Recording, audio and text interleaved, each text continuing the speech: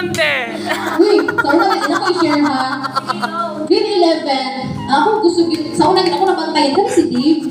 Di ba na nagabantay, walang mga research, wala siya cellphone. Ano ko nga, what if, tagaan ko sa Ginoo nga manamit ang makartahan ko, manghatag na yung butang ba, ang pina na ko magpili na akong hatagan si Dave. Si Dave yun akong giro na, no? Mabot ang panahon ba ang hatag. Pero, sa grade 12, na-realize na ako pag hindi ka na yung dapat. Okay, ibawi! Ibawi! Bitaw, Dave.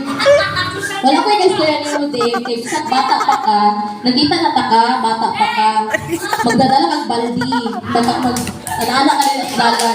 Nabuntag yun ha, nabuntag, di ka malintag. Ha, nila ko, pinalan.